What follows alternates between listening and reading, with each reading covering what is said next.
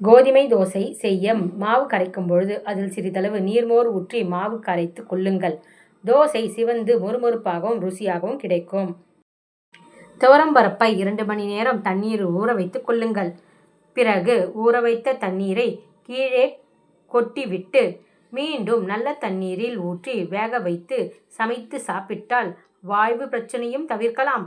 பருப்பை ஊற வைப்பதன் மூலம் அதில் இருக்கும் சத்தும் அதிகரிக்கும் தவிர குறைந்து போகாது. பன்னீர் அதிகமாக வாங்கிவிட்டீர்களா?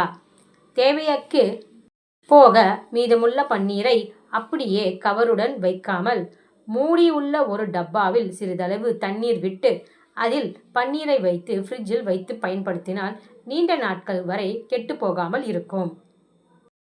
துவையல் அரைக்கும் பொழுது துளசி இலையையும் சேர்த்து அரைத்தால் சுவையும் கூடும், சளியும் பிடிக்காது. சூடான கடாயில் அவலை லேசாக வறுத்து நைசாக அரைத்து தோசை மாவோடு கலந்து தோசை வார்த்தால் பஞ்சு போல் தோசை தயார். தர்பூசணியின் தோலை சீவி கழுவி உப்பு கலந்த தயிரில் ஒரு நாள் ஊற வைத்து பிறகு வெயிலில் காய வைத்து எடுத்தால் தர்பூசணி தோல் வடாம் தயார். எந்த விதமான பாயாசம் செய்தாலும் அதில் ஒரு மேஜைக்கரண்டி வெந்த பைத்தம்பருப்பை சேர்த்தால் சுவை அதிகரிக்கும். கோவக்காயை உப்பு கலந்த நீரில் ஊற வைத்து மறுநாள் வெயிலில் காய வைத்தால் கோவக்காய் வற்றல் கிடைக்கும்.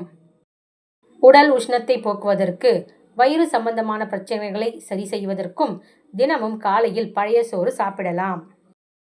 வேக வைத்த பைத்தம்பருப்பை துவரம்பருப்பு மீந்துவிட்டால் அவற்றை கோதுமை மாவுடன் சேர்த்து சப்பாத்தி செய்து வித்தியாசமான சுவையுடன் இருக்கும்.